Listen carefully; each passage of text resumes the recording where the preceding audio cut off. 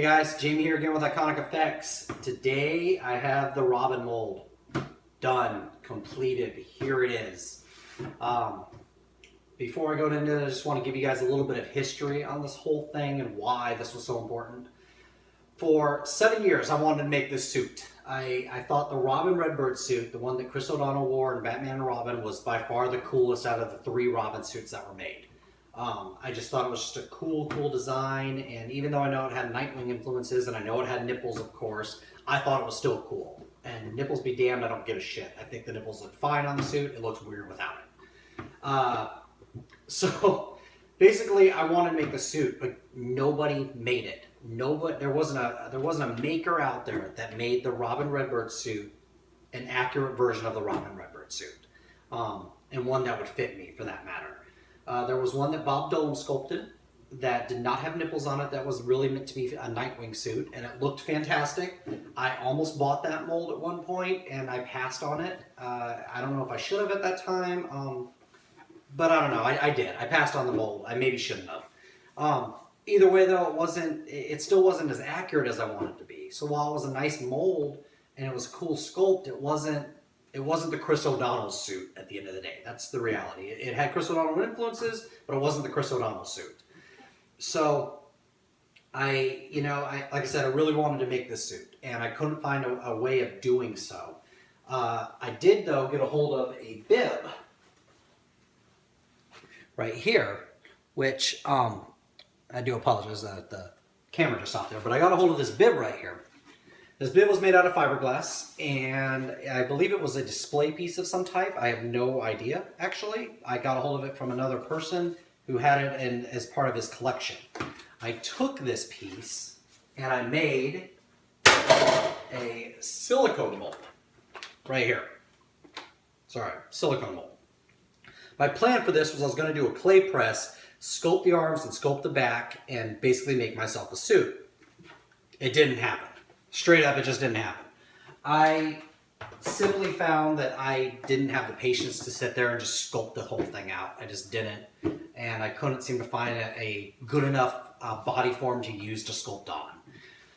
And frankly, the project got shelved. That was the end of it, but I kept a hold of the bib and I kept a hold of that mold. So about 5 or 6 years ago, I caught wind that, hey, I got this foam latex production made Robin torso for sale. And I was like, no way, really? And how much? And I got the price, and I was like, fine, I'll buy it. You know, I had the money at the time, and I was like, I got it. I got the extra money. No big deal. So I bought the Robin torso. Got it.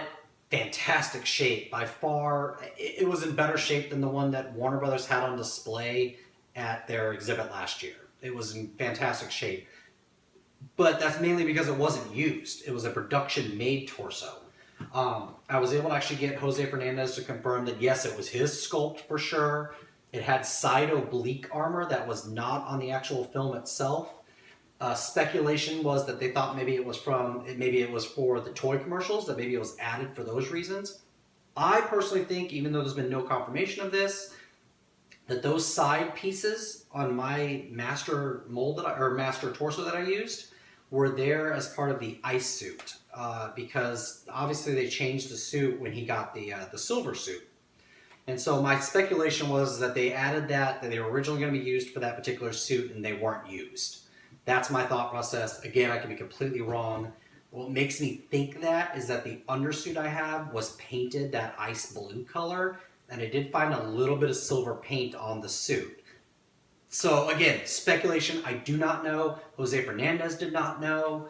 He knows that he did not sculpt that particular area, but he did confirm that it was his sculpt. So this was as real deal as it gets. That's what it was.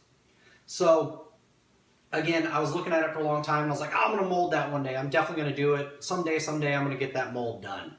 And frankly, I looked around, I asked a lot of different people, I tried to get advice on, hey, I got this foam latex, how can I make a mold off of it that's going to work? And I couldn't get any advice from anybody. Like, nobody really had any sort of, hey, do it this way, or here's what you're definitely going to do, and this definitely works. I was given some suggestions, and some people definitely tried to help, by all means, and I didn't necessarily use their suggestions because frankly, I didn't know how it would work out, and I'm like, I got one shot at this thing, man. That's it. one time to be able to make a mold of this. And if it works, great. If it doesn't work, then shit. Like, that's it. It's done. So what I did was I bought a product called Sealed It, which I talked about briefly with a lot of energy in my first video that I did of this whole project.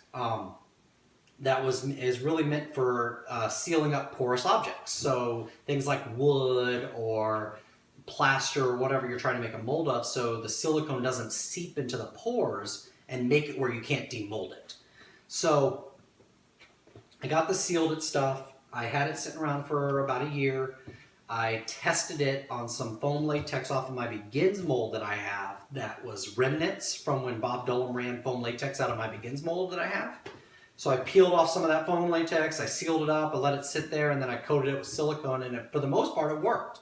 It wasn't a perfect solution, but it pulled off without a giant issue. So I took that Sealed It and I sealed up this entire mold, or the entire torso. The main part. I really didn't worry about the oblique muscles all that much, but I did seal up the entire main part of the torso, front, back, arms, etc. And sprayed a whole shit ton of mold release all over it, and then with a hope and a prayer, I started slathering silicone on this puppy. So nothing like seeing your torso you've had sitting around for 5 years, it's been in great shape, that you're now attempting for all intents and purposes that you're just gonna fucking ruin. So I apologize for my language there, but that's kind of how it felt. So I put all the silicone all over it, and the last couple of days have definitely been pretty stressful. I did 2 gallons of silicone on it. I used BJB's 25 Shore tin-based silicone because you can't use platinum, because with it being a latex product, platinum is going to have cure inhibition issues, so it won't cure. So I used a tin-based silicone, again 2 gallons worth of it, and then I used Freeform Air by Smooth On, which is an epoxy putty, as the shell itself. Freeform is a great product. It's super lightweight. It is fantastic, especially if you crack it, because you can easily glue it back together so it doesn't completely ruin your mold. God forbid that happens. So I did all that entirely, and then this morning I was up at 5 a.m. because I was so nervous that this wasn't going to work. I had peeled off some of the areas on the oblique armor, and for the most part some of that silicone pulled off, but some of it definitely stuck and ripped foam right along with it. So when I got up this morning, I demolded the shell. The shell came off without really much of a problem. It got a little stuck in the armpit area. It's not a big deal. Got the entire shell apart.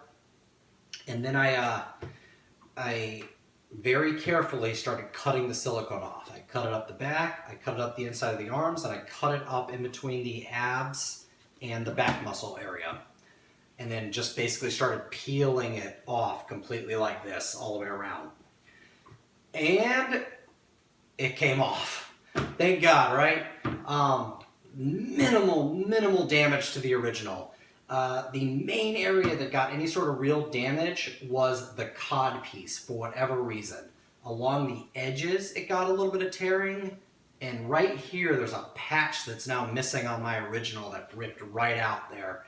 I don't know why that particular area was. I definitely sealed that area also, but for whatever reason, it just ripped out. But you know, it's funny because I was sitting there, I almost was just going to mold the torso and leave the cod alone and then do the cod later, and now I'm super happy that I did, because the reality is that silicone would have ran off of the abs onto the cod piece anyways, and if I would have done it like that, it actually would have completely ripped apart that cod piece and the cod would have been ruined.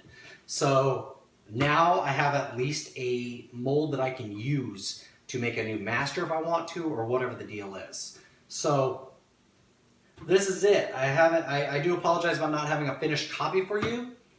Today was kind of busy. I got this mold completely done, and I had to go pick up new tint for the urethane. And frankly, this was such a long project and such a tiring project that I really didn't want to just jump right in and make a new copy of it. I want to kind of figure out if there's any areas of the mold I need to watch out for or anything else. I do plan on running one here in the next couple of days. And so I will have another follow-up video showing you, hey, here's the casting. Here it is prior to painting. And then I'll have another one showing you after it's painted, which will probably take me a little bit longer to get to Making the castings not the hardest part of it. For me, it's gonna be the painting part. But either way, guys, I appreciate you watching this video. I know this one was super long-winded. It wasn't filled with a ton of energy, but I just wanted to give a little bit of background and just kind of let you know what the deal was with this. So if you have any questions, you guys can find me on Facebook or Instagram. It's under Iconic-Effects. Or you can go ahead and send me an email if you want to, info@iconic-effects.com. I'll be glad to answer any questions you guys have about this at all. I do want to give a little shout out. James Doherty is making the cape for it. He's working really hard on trying to make sure that the cape is fairly accurate. And I got Ryan Eaton has sculpted the neck for it and has done a bang up job of making a nice accurate neck for me for it to go with it. Because my whole end goal was to make this thing for a costume for myself. Above all else, that was the big main goal, was just a costume for me. Whatever else happens after that point, you know, whatever happens. But it was a personal project and it's done. So till next time, guys, I'll see you, of course, and hopefully I have a finished copy for you next time we see you.